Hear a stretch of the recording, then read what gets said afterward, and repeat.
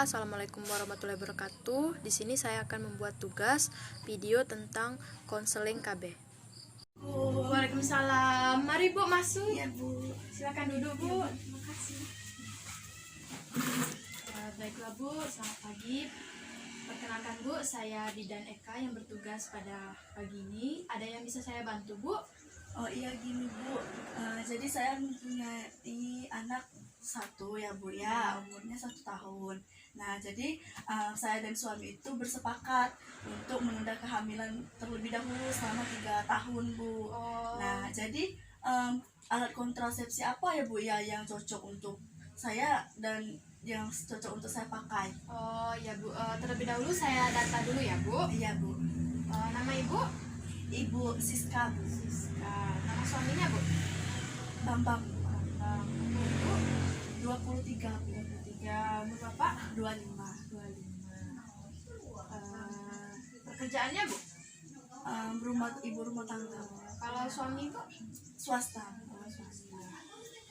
Ada yang nomor yang bisa saya hubungi Bu? Iya Bu. 08 17 4 14 22. Sebelumnya Ibu sudah mengetahui jenis-jenis KB alat kontrasepsi itu Bu? Baru kayak pil KB sama suntik KB aja Bu. Oh baru itu ya Bu. Sebenarnya itu masih banyak lagi ya Bu alat-alat kontrasepsi yang lainnya. Baiklah Bu, di sini saya akan menjelaskan macam-macam alat kontrasepsi ya Bu. Ya.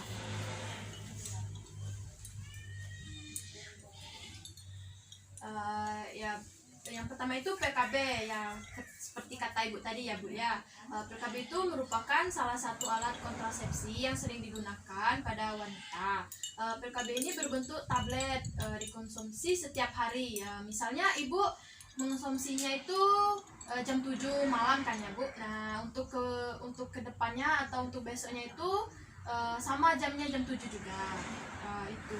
Kelebihannya Bu, tingkat keberhasilan untuk menunda kehamilan dapat mencapai 92%. Kemudian membantu mengurangi nyeri haid, melancarkan haid atau menghentikan haid.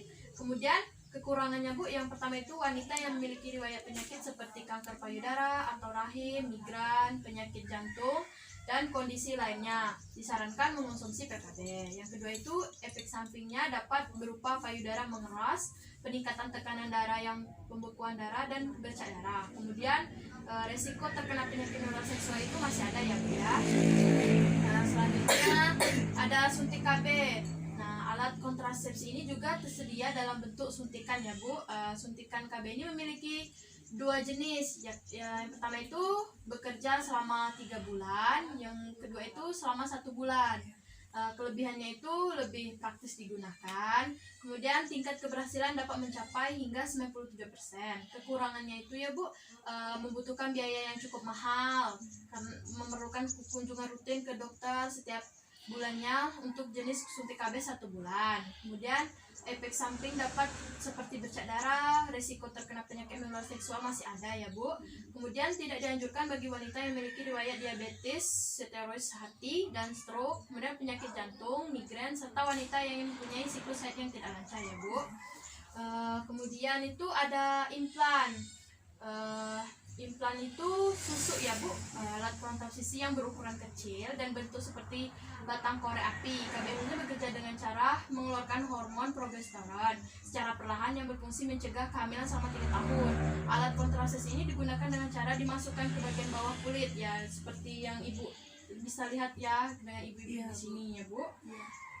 Biasanya di lengan bagian atas. Kemudian kelebihannya itu sangat efektif dengan tingkat kegagalan kurang dari 100%, tahan lama hingga 3 tahun. Kemudian biaya relatif mahal, siklus menstruasinya menjadi tidak teratur, resiko memar dan bengkak pada kulit di awal pemasangan, tidak memberikan perlindungan terhadap penyakit menular seksual ya Bu. Kemudian itu ada IUD ya Bu, berbentuk plastik huruf T, diletakkan di dalam rahim supaya sperma tidak membuahi sel telur. IUD ini mempunyai 2 jenis ya Bu. Yang pertama itu yang berbuat dari bahan tembaga, mempunyai ketahanan sampai 10 tahun. Nah, kemudian yang kedua ini memiliki kandungan hormon seperti Mirena, harus diganti setiap 5 tahun sekali. Kelebihannya itu alat kontrasepsi dapat bertahan lama, praktis dan tidak memerlukan perawatan yang rumit. Kekurangannya itu Bu, membutuhkan biaya yang mahal karena kan ini jangkanya 10 tahun. Kemudian alat kontrasepsi ini dapat dilepas bila ibu tidak menginginkannya, misalnya ingin berhenti Bu. Kemudian pagarnya itu biasanya menyebabkan siklus haid terganggu. Kemudian itu kondom Bu. Tak hanya PKB ya Bu, kondom pria juga umum digunakan untuk mencegah kehamilan. Kondom biasanya terbuat dari bahan lateks dan bekerja dengan cara menghalangi sperma masuk ke vagina dan mencapai sel telur. Kelebihan ini harga terjangkau, praktis, mudah digunakan, dapat mencegah dari penyakit menular seksual, mudah diperoleh seperti di apotek, di toko. Kemudian kekurangannya tingkat kegagalan mencapai 15%, terutama jika penggunaan kondom kurang tepat, hanya bisa digunakan sekali dan harus diganti setelah ejakulasi. Baiklah Bu, itu mungkin itu saja penjelasan dari macam-macam alat kontrasepsi. Apakah Ibu sudah menentukan alat kontrasepsi yang Ibu inginkan Bu? Oh iya Bu, saya mau pilih yang implan tadi.